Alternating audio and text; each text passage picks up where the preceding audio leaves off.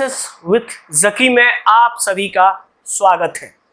आज हम जिस विषय पे चर्चा करेंगे वो विषय है महान हरित दीवार, या जिसको इंग्लिश में कहते हैं ग्रेट ग्रीन वॉल। तो हम लोग जानेंगे कि ये ग्रेट ग्रीन वॉल आखिर है क्या, इसके बारे में हम लोग चर्चा करेंगे। हम लोग ये भी जानेंगे कि ये जो ग्रेट ग्रीन वॉल है वो बेसिकली जो साहिल क्षेत्र है, सहारा से दक्षिण ये क्षेत्र पड़ता है, उसका डिजर्टिफिकेशन यानी मरुस्थलीकरण को रोकने के लिए ये किया गया था। तो चलिए इन विषयों पे हम लोग चर्चा करेंगे, लेकिन आप सभी से अनुरोध है कि आप हमारे चैनल को ज़रूर सब्सक्राइब करें, अपने दोस्तों को भी बताएं कि किस तरह से ये उनके लिए काफ़ी हेल्पफुल होगा, काफ़ी लाभदायक होगा ये सारी वीडियो।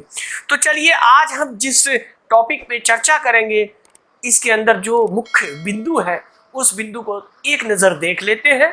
तो उस बिंदु में पहली बार अगर हम देखें तो ये है कि महान हरित दीवार पहल यानी ये इनिशिएटिव आखिर है क्या, इस पे चर्चा करेंगे। दूसरा जो हम लोग चर्चा करेंगे महान हरित दीवार यानी जो ग्रेट ग्रीन वॉल है, इसके मुख्य उद्देश्य क्या है।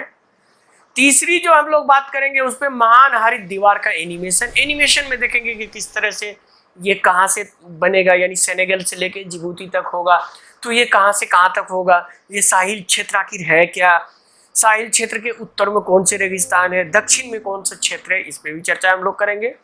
उसके बाद हम लोग देखेंगे कि ये जो मरुस्थलीकरण को रोकने के लिए किया गया है, तो आखिर मरुस्थलीकरण होता क्या है, इस पर भी चर्चा करेंगे। फिर हम देखेंगे कि मरुस्थलीकरण का मुकाबला करने के लिए संयुक्त राष्ट्र कॉन्वेंशन जो हुआ, जिसको UNCCD कॉन्वेंशन के रूप में जाना जाता है, उस पर भी हम लोग चर्चा करेंगे। उसके बाद हम लोग चर्चा करेंगे मरुस्थलीकरण और सूखे का मुकाबला करने के लिए जो विश्व दिवस मनाया जाता है वो कौन से तारीख को मनाया जाता है, उस पर हम लोग चर्चा करेंगे। उसके बाद हम लोग देखेंगे कि ये जो ग्रेट ग्रीन वॉल या महान हरित दीवार है ये सतत विकास लक्ष्य के क्षेत्र में क्या योगदान करेगा, इस पर भी हम लोग चर्चा करेंगे।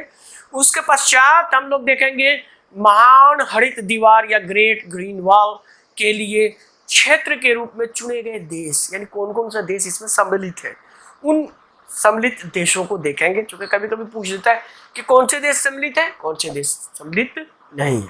तो चलिए इन सभी विषयों पे आज हम चर्चा करेंगे, लेकिन इन सभी विषयों पे चर्चा करने से पहले हम आपसे अनुरोध करते हैं कि आप हमारे चैनल को सब्सक्राइब करें, क्योंकि हम देख रहे हैं कि हमारे व्यूअर्स बढ़ रहे हैं, आप लोग देख रहे हैं, आप लोग पसंद भी कर रहे हैं, लाइक भी बढ़ रहे हैं, व्यूअर्स भी बढ़ रहे हैं, कमेंट भी आ रहे हैं, लेकिन हमारा सब्सक्रिप्शन लगभग समझिए थमसा गया है।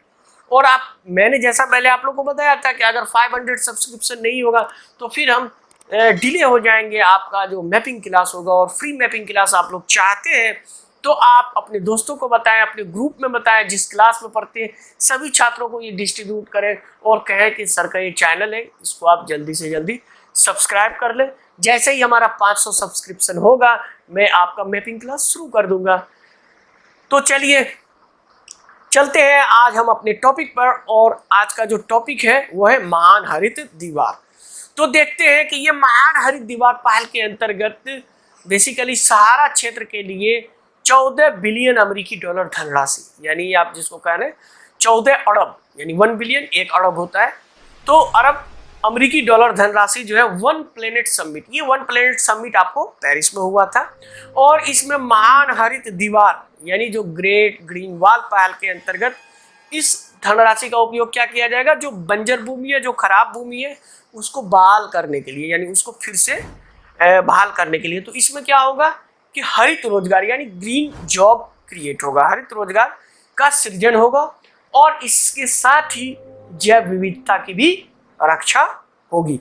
तो इसीलिए ये काफी महत्वपूर्ण पहल है, तो इसीलिए इसको आपको जानना चाहिए। तो इसमें जो फाइनेंशियर है, जो वित्तदाता है, जो पैसे लगा रहे हैं, उसमें विश्व बैंक 5 बिलियन यानी 5 अरब अमेरिकी डॉलर लगाएंगे, अफ्रीकी विकास बैंक जो है वो 6.5 बिलियन अमेरिकी डॉलर, और जो फ्रांस की सरकार है वो तकरीबन 14 बिलियन अमेरिकी डॉलर लगाएंगे इस पहल के अंतर्गत।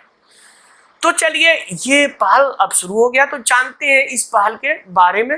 तो देखते हैं कि ये पहल आखिर है क्या। तो देखते हैं महान हरित दीवार पहल है क्या। तो अगर हम देखते हैं तो ये ग्रेट ग्रीन वॉल पहल का उद्देश्य जो है वो 8000 किलोमीटर लंबा, यानी आप देखें, और 15 किलोमीटर चौड़ा एक पट्टी का निर्माण करना, समझिए एक दीवार का निर्माण करना। लेकिन ये दीवार कोई साधारण दीवार नहीं है। ये दीवार में सिर्फ पेड़, वनस्पति, घास के मैदान के पौधे को बढ़ाकर तकरीबन 100 मिलियन अमेरिकी लोगों को जीवन को बदलना है, यानी उसके जीवन को बदलना, उसके रोजगार भी देना और उस क्षेत्र में ग्रीननेस भी लाना, यानी उस क्षेत्र का जो मिट्टी बंजर हो रहा है उसको उर्वर बनाना और उसको फिर से बहाल करना। तो ये एक इस पहल का प्रमुख उद्देश्य है।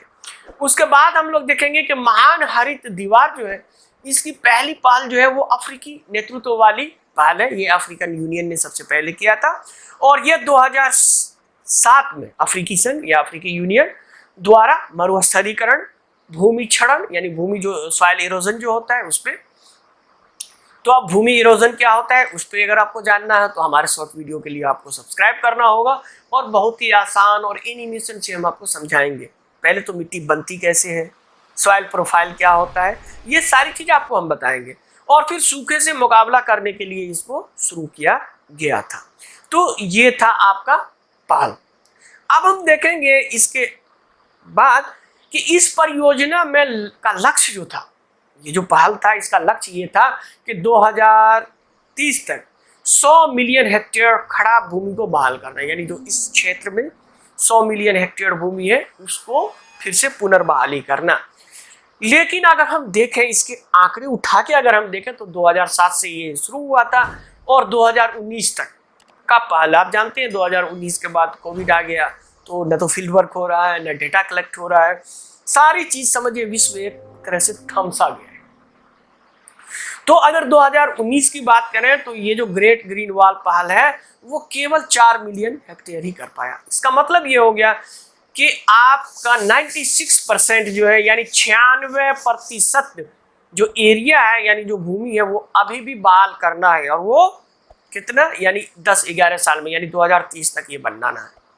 उसी तरह से अगर हम देखेंगे तो महान हरित दीवार के आखिर उद्देश्य क्या है, यानी की ऑब्जेक्टिव क्या है महान इसके दीवार के। तो इसको अगर हम देखें तो इस पहल का लक्ष्य है 250 मिलियन टन कार्बन को वायुमंडल से पृथक करना, यानी अलग कर देना, स्प्लिटर करना, और 10 मिलियन हरित रोजगार को जनरेट करना। यह अमेरिकी समुदाय को उपजाऊ भूमि विकसित करने में और जो सबसे यंग पॉपुलेशन है उसको आर्थिक यानी रोजगार देने में भी मदद करेगा। जैसा कि आप जानते हैं जो हमारा एशिया है और जो हमारा अफ्रीका है ये अभी यंग पॉपुलेशन का देश माना जाता है। जैसा हम लोग जानते हैं कि एशिया और अफ्रीका पिछड़ा देश माना जाता था और सो कॉल्ड अपने आप को पढ़े लिखे लोग जनसंख्या नियंत्रण के पीछे पड़े रहते थे। लेकिन आज जनसंख्या नियंत्रण जो करना उनके लिए बहुत बड़ा अभिशाप हो गया है, और ये अभिशाप आपको जापान में नजर आता है, जो जापान ने पूरे तरह से अपने देश को खोल दिया कि आओ हमारे पास युवाओं की कमी है, यानी बूढ़ा का देश बन रहा है। तो अब अगर भारत में आप लोग को लगता है कि जनसंख्या इस तरह से है तो आप लोग कमेंट बॉक्स में लिखें, लेकिन जनसंख्या अभिशाप नहीं, जनसंख्या वरदान है। सवाल यहाँ रिसोर्स पे दबाव का नहीं है बल्कि रिसोर्स का सही डिस्ट्रीब्यूशन, यानी इक्विटेबल डिस्ट्रीब्यूशन, जो सम डिस्ट्रीब्यूशन है उसको करना जरूरी है। तो इस पे हम लोग अन्य लेक्चर में आपसे विस्तृत रूप से चर्चा करेंगे। इसके लिए आप हमारे चैनल को जरूर सब्सक्राइब करें, कमेंट बॉक्स पे इसको जरूर लिखें। तो परियोजना उस क्षेत्र में जलवायु लचीलापन यानी क्लाइमेट रिसिलिएंट बनाने में मदद करेगी जहां तापमान पृथ्वी के बाकी हिस्सों से काफी तेजी रफ्तार से बढ़ रहा है। आप जानते हैं कि इक्वेटर पे बड़ी तेजी रफ्तार से बढ़ रहा है, उसी तरह से ध्रुव में भी काफी तेजी रफ्तार से ये तापमान बढ़ रहा है। इसके बढ़ने के क्या कारण है, अगर इस कारण को जानना हो तो ये भी हम बताएंगे, लेकिन इसके लिए आप हमारे चैनल को सब्सक्राइब करें। आप हमारे जूम क्लास में भी ज्वाइन कर सकते हैं, आप हमसे कांटेक्ट कर सकते हैं। कांटेक्ट आप जानते हैं शुरू में आ जाता है मेरे नंबर, उस पर आप कांटेक्ट कर सकते हैं। तो चलिए आगे चलते हैं और आगे देखते हैं कि ये जो हरित दीवार बनेगा इसका एक छोटा सा एनिमेशन है, उसको देखते हैं। इसमें आपको बहुत सारे कॉन्सेप्ट क्लियर होगा, उस पर हम आगे भी बताएंगे कि मरुस्थलीकरण अर्थात डिजर्टिफिकेशन होता क्या है। तो ये देखिए, यहाँ से हम चलते हैं इस पे। तो डिजर्टिफिकेशन को अगर हम डिफाइन करें तो desertification defined as the degradation of land, यानी जो लैंड है उसका अपक्षरण हो जाता है, यानी उसकी डिग्रेड हो जाता है, यानी पहले वो उर्वर था, बाद में वो बंजर हो जाता है। तो इस तरह से बंजर होने के बाद उसमें कोई भी पेड़ पौधे नहीं उगते हैं और इस प्रकार वो बैरन लैंड हो जाता है, यानी वो पूरी तरह से धीरे धीरे डिजर्टिफिकेशन की तरफ, मरुस्थल की तरफ बढ़ने लगता है। तो इसको आप देख सकते हैं। तो अगर हम देखें हमारे पृथ्वी अभी जो वर्तमान में, उसका 38% जो एरिया है वो ड्राई लैंड है पूरे पृथ्वी का। आप अगर देख सकते हैं, ये आपका ये वर्ल्ड है, ये देखिए ये है, ये पूरा ऑस्ट्रेलिया का इस एरिया है, ये आपका अफ्रीका, ये आपका एरिया, ये एरिया। तो अब देखिए ये तो इक्वेटर है, ठीक है, और ये एरिया और ये एरिया, ये देखिए पश्चिम एरिया। तो यहाँ रेगिस्तान क्यों बनता है या मरुस्थल क्यों बनते हैं, इस पे भी हम लोग चर्चा करेंगे और हमारे ज्योग्राफी क्लास में आप आएंगे तो इसको और आपको विस्तृत रूप से बताएंगे। तो वर्तमान में पृथ्वी का जो है 38% भाग जो है आपको जो है वो टोटल लैंड एरिया का जो है वो ड्राई लैंड है या सूखी क्षेत्र है। उसी तरह से अगर हम देखेंगे तो तकरीबन इस एरिया में जो है 2 अरब 70 करोड़ लोग रहते हैं। ये जो एरिया अभी आपको हमने दिखाया ये काफी पॉपुलेटेड एरिया है, हम देखेंगे तो अब इसके लिए जो डिजर्टिफिकेशन है, इसके लिए जैसा कि मैंने बताया था CCD कॉम्बैक्ट जो यूएन कॉन्वेंशन फॉर दो था, UN convention to combat desertification, इस पे था, इस पे भी हम लोग चर्चा करेंगे आगे हमारा। तो ये अफ्रीका है और अफ्रीका का जो रेगिस्तान है इसके बारे में अगर हम देखें तो आप लोग जानते हैं कि अफ्रीका का जो सहारा रेगिस्तान है वो विश्व का सबसे बड़ा रेगिस्तान माना जाता है। आप लोग बहुत सारे लूसेंट गाइड, बहुत सारे गाइड्स में पढ़ते होंगे, लेकिन ये हकीकत नहीं है। हकीकत ये है कि दुनिया का सबसे बड़ा रेगिस्तान अंटार्कटिका है, नंबर 1। ये हमेशा याद रखिए, कभी भी कंपटीशन में ये पूछ सकता है आपसे। अंटार्कटिका नंबर 1, नंबर 2 पे जो सबसे बड़ा रेगिस्तान है वो आर्कटिक क्षेत्र है, और नंबर 3 पे अफ्रीका का सहारा क्षेत्र आता है। और इसमें भी अगर सबसे ज्यादा सूखा क्षेत्र यानी driest place on the land, यानी कि विश्व का सबसे सूखा क्षेत्र अंटार्कटिका है। ये हमेशा ध्यान में रखिए। इसके बारे में हम अपने बच्चों को क्लास में बताते हैं, ज्योग्राफी क्लास में आपको काफ़ी इस पे नॉलेज मिलेगा। आप जूम क्लास हमारे ज्योग्राफी ज्वाइन कर सकते हैं। और फिर चलिए आगे अभी हम आपको बताएंगे। तो नंबर 1 पे अंटार्कटिका, 2 पे आर्कटिक और अफ्रीका है, 3 पे ये सहारा आपका है। तो असल जो रेगिस्तान का डेफिनेशन क्या होता है, जो प्रिसिपिटेशन है यानी वर्षण जो है लगभग कम होना। तो अगर वर्षण कम होता है तो उसके अनुसार जो डेफिनेशन है उसके अनुसार अगर आप करते हैं तो आपका अफ्रीका जो है वो 3rd नंबर पे आता है, 3री नंबर पे आता है। अब देखें तो ये सहारा क्षेत्र है हमारा, और ये जो है ये सहारा रेगिस्तान ये तकरीबन 9 अरब 20 करोड़ स्क्वायर किलोमीटर में फैला हुआ है, जो आप देखेंगे तकरीबन 3000 माइल या मील में ये पूरा लंबाई अगर देखें। तो अब ये जो ग्रेट ग्रीन वॉल बनेगा ये साहेल क्षेत्र में बनेगा, और ये जो साहेल क्षेत्र है ये आपको इसके उत्तर में क्या है, आपको सहारा है, और दक्षिण में जो आपको है वो सूडानियन सवाना है, सवाना घास का मैदान जो होता है। आप सवाना क्या है, सवाना के कितने प्रकार है, कौन कौन से ग्रासलैंड है, इसके लिए आप हमारे ज्योग्राफी क्लास ज्वाइन करें। वैसे हम इसके लिए शॉर्ट वीडियो भी देने वाले हैं, लेकिन इसके लिए आपको हमारे चैनल को सब्सक्राइब करना होगा। हमारा जो भी मटेरियल होगा वो गुणवत्तापूर्ण होगा, जो हम इंग्लिश में देते हैं वही बहु आपको हिंदी में देंगे, वही गुणवत्तापूर्ण आपको हिंदी में मिलेगा। तो ये सूडानियन सवाना और सहारा के बीच में साहिल क्षेत्र पड़ता है। ये भी हमेशा क्वेश्चन में कभी कभी आपसे पूछ देगा कि साहिल के उत्तर में क्या है, दक्षिण में क्या है, अलट पलट कर देगा और आप कंफ्यूज कर जाइए। तो ये सब हमेशा ध्यान रखने की जरूरत है आपको। तो ये क्षेत्र भी काफ़ी आप देखेंगे तो पॉपुलेटेड एरिया है, और जैसा कि आप देखेंगे तो तकरीबन आप देखेंगे जो सहारा है, सहारा क्षेत्र है उसका सालों का अगर हम आंकड़ा उठा के देखें तो 100 साल में जो सहारा डिजर्ट है तकरीबन 10% बढ़ गया है। अब ये जो 10% तकरीबन बढ़ा है, तो ये 10% जो बढ़ा है इसको रोकने के लिए अगर इस तरह से बढ़ता रहे, और अब आप देखेंगे जब से इंडस्ट्रियलाइजेशन हुआ और 80 के बाद से जब से ग्लोबलाइजेशन हुआ तब से और तीव्र गति से बढ़ रहा है ये डिजर्ट, तो इसको रोका जाए और इसी के लिए ये पहल बनाया गया है। तो देखिए अब आप देखिए ये तेजी से बढ़ रहा है आपको दक्षिण की ओर, तो इसीलिए ये साहिल क्षेत्र जो है यहाँ हरित दीवार बनाने की जरूरत होगी। तो तकरीबन अभी यहाँ जो है आपको 13 करोड़ 50 लाख लोग रहते हैं वर्तमान में, लेकिन अगर हम देखें इसको तो ये 34 करोड़ के आसपास हो जाएगा। कब? 2050 तक इसकी पॉपुलेशन बढ़ के हो जाएगी जिस तरह से गति से बढ़ रही है। तो उसके बाद क्या होगा कि कॉन्फ्लिक्ट होगा। आप जानते हैं अफ्रीका में कॉन्फ्लिक्ट हो रहा है। कॉन्फ्लिक्ट क्यों हो रहा है? रिसोर्स की वजह से हो रहा है। तो रिसोर्स पे दबाव पड़ेगा, जब रिसोर्स पे दबाव पड़ेगा तो कॉन्फ्लिक्ट होगा, क्योंकि आपका सूखा हो जाएगा, रिसोर्स कम होंगे, लोग रिसोर्स को हड़पने की कोशिश करेंगे। तो डेफिनेटली बात है जहां हित टकराएगा वहां एक दूसरे से लड़ाई शुरू होगा। अगर हम देखें तो ये देखिए, अगर हम इसको देखें तो लेक चार्ट के बारे में अगर हम बात करें तो यहाँ देखिए लेक चार्ट। अब आप देखिए ये जो लेक चार्ट है ये 2017 में देखिए और 1973 में देखिए। 1973 में देखिए कितना एरिया पूरा पानी से भरा हुआ, ये भी पानी ये यानी, और 2017 में देखिए कितना सिकुड़ के हो गया। तो डेफिनेटली बात है वाटर के लिए, रिसोर्स के लिए झगड़ा होगा। तो डेफिनेटली बात है जो पड़ोसी कंट्री हो गए लेक चार्ट के उसमें कॉन्फ्लिक्ट होगा, और ये कॉन्फ्लिक्ट कोई धर्म के आधार पे नहीं होता है, कोई इसके, लेकिन इसका हम आधार देखें तो इसका आधार सिर्फ आर्थिक होता है, क्योंकि रिसोर्स को सब एक दूसरे से हड़पना चाहता है, मुनाफा कमाना चाहता है, और फाइनली इसके लिए रिसोर्स के लिए लड़ाई उसको होगा।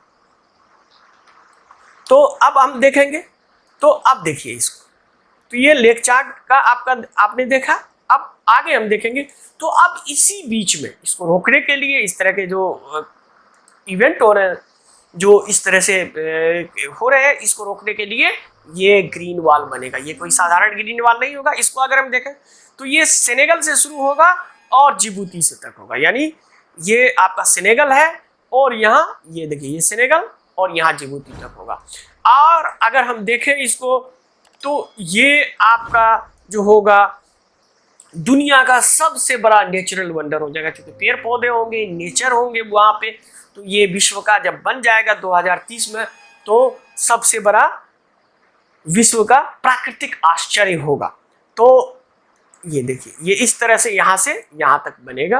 और अगर हम इसकी तुलना ग्रेट बैरियर रीफ से करें तो जो ग्रेट बैरियर रीफ ऑस्ट्रेलिया का है, जो अभी वर्तमान में सबसे बड़ा प्राकृतिक आश्चर्य में से एक है, तो उससे 3 गुना बड़ा होगा ये जब बन जाएगा। तो ये जो बनेगा तो ये आपको 4800 माइल्स होगा, या तकरीबन 8000 किलोमीटर के लगभग हो जाएगा आपका देखेंगे तो। और इसको हम देखेंगे तो ये 10 मील चौड़ा होगा, या तकरीबन आप समझिए 15 किलोमीटर चौड़ा होगा। अगर हम इस हरित दीवार को अगर हम यूरोप से शुरू करें तो ये मंगोलिया तक चला जाएगा, यानी पुर्तगाल से शुरू करें यूरोप के टिप से, और तो ये मंगोलिया तक चला जाएगा अगर इसको हम सीधी लकीर में इस तरह से खींचे तो। ये देखिए इस तरह से ये हो जाएगा, ठीक है। और तकरीबन इस पे 8 अरब अमेरिकी डॉलर खर्च होगा। और इसी तरह का पहल अब देश अपने इंडिविजुअल लेवल पे ले रहे हैं, व्यक्तिगत तौर पे ले रहे हैं देश, जैसे कि चीन और भारत ने किया है। चीन ने गोबी डिजर्ट से रोकने के लिए हरित दीवार बनाना शुरू किया है, उसी तरह से भारत ने थार डिजर्ट से रोकने के लिए इस तरह के हरित दीवार बनाने का प्रयास किया है। तो ये था। अब हम देखेंगे ये जो ग्रेट ग्रीन वॉल है ये बेसिकली 2030 में कंप्लीट होगा, और इसमें जो सहयोगी है, तो जैसा कि मैंने बताया पहल अफ्रीकन यूनियन का था और संयुक्त राष्ट्र इसका सहयोगी है। तो ये था महान हरित दीवार का एनिमेशन, जिसमें मैंने आपको संक्षेप में बहुत चीज बताने की कोशिश की। तो चलिए इसके लिए आप सिर्फ और सिर्फ हमारा चैनल को जरूर सब्सक्राइब करें, अपने दोस्तों को भी बताएं इस पहल के बारे में, और देखिएगा कि आपका सिर्फ यूपीएससी ही नहीं, हर स्टेट पीसीएस, हर कंपटीशन में ये काफी काम आपको आएगा। तो चलिए आगे हम लोग देखते हैं, और आगे जो है वो देखते हैं मरुस्थलीकरण क्या है। जैसा कि मैंने बताया, तो इसको सिंपल भाषा में अगर करें तो शुष्क भूमि क्षरण का एक प्रकार है, जिसमें प्राकृतिक प्रक्रियाओं के कारण ये जो डिजर्टिफिकेशन होता है ये नेचुरल भी हो सकता है और मानव जनित भी हो सकता है। लेकिन ये आजकल जो हो रहा है वो इंडस्ट्रियलाइजेशन और मानव जनित की वजह से ये ज्यादा शुष्क हो रहा है। उसी तरह देखेंगे तो मरुस्थली से मुकाबला करने के लिए, मरुस्थलीकरण से मुकाबला करने के लिए संयुक्त राष्ट्र कन्वेंशन हुआ था, यानी UN convention on UN convention to combat desertification. तो ये था, तो ये आखिर है क्या, इसके बारे में थोड़ा हम लोग जान लें। मरुस्थलीकरण का मुकाबला करने के लिए संयुक्त राष्ट्र सम्मेलन जो है सो इसका जो है इसमें एक एक्शन प्लान बनाया, यानी कार्रवाई कार्यक्रम से बनाया, और इससे क्या हुआ कि सूखा को रोकने के लिए ये जो था ये अंतरराष्ट्रीय साझेदारी था, यानी इसको, और इसमें लॉन्ग टर्म स्ट्रेटेजी यानी दीर्घकालिक रणनीति अपनाई गई थी डिजर्टिफिकेशन को रोकने के लिए। तो ये था आपका। उसी तरह से देखेंगे कन्वेंशन जो था वो जो रियो अर्थ समिट हुआ था उसका एजेंडा 21, ये भी हमेशा याद रखें, कभी कभी पूछ लेता है एजेंडा 21। तो एजेंडा 21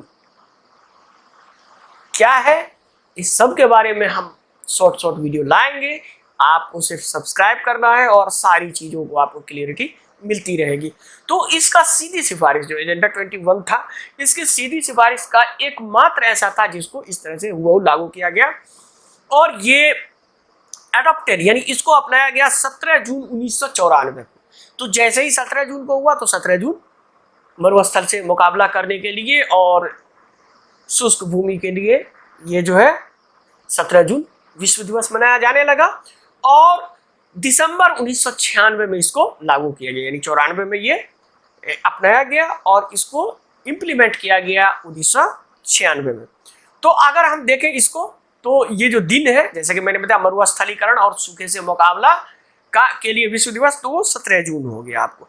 तो इसके लिए 17 जून मनाया जाता है, प्रत्येक वर्ष मनाया जाता है। इसमें अलग अलग थीम होता है, ये हमारे करंट अफेयर्स हमारे ब्लॉग पे आप जाके देख सकते हैं, और हमारे जो करंट अफेयर्स का इस विशेष क्लास होता है वो भी आप लोग ज्वाइन कर सकते हैं। तो इसका उद्देश्य मरुस्थलीकरण और सूखे की उपस्थिति के बारे में जागरूकता बढ़ाना, मरुस्थल को रोकने के लिए और उससे उबरने के लिए क्या क्या स्ट्रेटेजी अपनाई जाएगी उस पर भी ये कार्य करता है। उसी तरह से देखेंगे तो ये जो महान हरित दीवार है ये सतत विकास के लक्ष्य को किस तरह से प्रभावित करेगा, किस तरह से उसको पूरा करने में मदद करेगा। तो देखेंगे तो ये वाल, ये जो है ग्रेट ग्रीन वाल, ये जो SDG है सतत विकास लक्ष्य जो 17 है उसमें से 15 में सीधा योगदान करेगा। उसी तरह से हम देखेंगे आगे, तो संयुक्त राष्ट्र का जो था कन्वेंशन टू कॉम्बैट डिजर्टिफिकेशन जो मैंने अभी बताया है का उद्देश्य ये है कि 2030 तक, ठीक है, भूमि तटस्थता यानी लैंड न्यूट्रलिटी तक पहुंचना है। अब ये भूमि तटस्थता क्या होता है कि यानी वहां से वो आके रुक जाए, उससे आगे ना बढ़े, मतलब जो डिजर्टिफिकेशन वगैरह है या जो सूखा क्षेत्र है वो रुक जाए। इस प्रकार महान हरित दीवार इसको रोकने के लिए यानी न्यूट्रलिटी को लाने के लिए काफी महत्वपूर्ण योगदान करेगा। तो चलिए देखते हैं, तो महान हरित दीवार के रूप में चुने गए देशों में से प्रमुख देश कौन कौन से हैं इसके बारे में भी हम लोग देख लें। तो इसमें प्रमुख देश जो है वो जैसा कि मैंने बताया था वो है आपको चाड, बुर्किना फासो, इरिट्रिया, इथियोपिया, माली, नाइजर, मॉरिटानिया, सूडान, सेनेगल और जिबूती। ये आपको टोटल 11 देश है, देख लीजिए यहाँ, ये देखिए चाड 1, बुर्किना फासो 2, इरिट्रिया 3, इथियोपिया 4, माली 5, niger 6, Mauritania 7, Nigeria 8, Sudan 9, Senegal 10 और जिबूती 11, यानी टोटल ये 11 कंट्री है।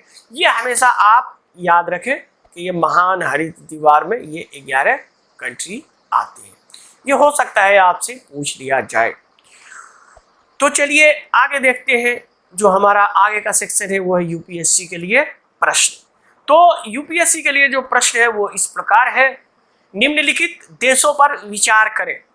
Somalia, Ethiopia, Benin, Burkina Faso, Uganda. उपरोक्त में से कौन सा देश अफ्रीकी ग्रेट ग्रीन वॉल या अफ्रीकी महान हरित दीवार का हिस्सा नहीं है? है नहीं है। अब इसमें से आपको चुनना है 1, 2 और 3। ए चॉइस है, बी चॉइस है केवल 1, सी चॉइस है 2, 3 और 4, डी चॉइस है 1, 3 और 5। अब इसका उत्तर आप अपने कमेंट बॉक्स में लिखें और ये कमेंट बॉक्स में ज़रूर लिखें और इस प्रैक्टिस आप लोग शुरू कर दें, क्योंकि आप लोग का अक्टूबर में एग्ज़ाम है और ये जुलाई चल रहा है और ये जुलाई समाप्ति पे है। तो डेफिनेटली बात है कि आप इसको बनाएं। जितने भी हमारे वीडियो है, आपका अभी तक ये जितने भी वीडियो है उसमें से 45 वीडियो का सीरीज, 45 क्वेश्चन तो आपको ऐसे मिल रहा है, फिर उसका आपको आंसर भी मिल रहा है, ठीक है। और ये 45 टॉपिक से 10 से 12 तो डेफिनेटली तौर पे आपका रहेगा। तो चलिए आगे चलते हैं पिछले प्रश्न का उत्तर। तो देखते हैं पिछले प्रश्न का उत्तर। तो पिछले प्रश्न का उत्तर में है, किस दूरबीन ने पूरे आकाश का सर्वेक्षण किया? तो इसमें चॉइस था आपका इलिसा, Rosetta, James Webb telescope, Chandra X-ray telescope. तो देखिए इसमें हम देखते हैं, तो आप जानते हैं इलिसा के बारे में 2020 में पूछ चुका है। ये क्या है? ग्रेविटेशनल वेव्स के लिए एक स्पेस में बनाया गया एक डिवाइस टेलीस्कोप है जो ग्रेविटेशनल वेव्स को वो डिटेक्ट करेगा, ठीक है। ई रोसेटा आप जानते हैं, तो ये इलिसा नहीं होगा, ई रोसेटा होगा। ई रोसेटा पर ही तो था जो हमारा पिछला। अब दूसरा जो है ये जेम्स वेब टेलीस्कोप, ये भी नहीं होगा। अब ये जेम्स वेब टेलीस्कोप है क्या? इसके बारे में अगर आपको जानना हो तो हमारा वीडियो आ रहा है, हमारा जो लास्ट वीडियो है, लास्ट वीडियो में से पहले वाला। तो अब हमारा जेम्स वेब वाला होगा, इंग्लिश में होगा, फिर हिंदी में हो जाएगा। उसी तरह से चंद्रा एक्सरे टेलीस्कोप, ये भी नहीं है। तो इसका आंसर हो गया आपका बी, तो इसका उत्तर हो गया आपका, ठीक है। तो ये उत्तर हो गया आपका बी। तो ये था महान हरित दीवार। इसमें हमने देखा कि महान हरित दीवार पहल किसने शुरू किया, महान हरित दीवार क्यों महत्वपूर्ण है, डिजर्टिफिकेशन अर्थात मरुस्थलीकरण होता क्या है, इसमें कौन से कन्वेंशन हुए, मरुस्थलीकरण दिवस कब मनाया जाता है, मरुस्थलीकरण को रोकने के लिए ये महान हरित दीवार किस तरह से योगदान करेगा, किस तरह से यंग जनरेशन को रोजगार देगा, किस तरह से यंग जनरेशन हमारे विकास के लिए काफ़ी महत्वपूर्ण है, किस तरह से सतत विकास लक्ष्य में इसका योगदान है। तो ये सब चीज़ आज हमने जाना। तो चलिए इसी तरह के और वीडियो के लिए आप हमारे चैनल को सब्सक्राइब करें और वीडियो देखने के लिए आप सभी का बहुत बहुत धन्यवाद। मिलते हैं हम अगले वीडियो।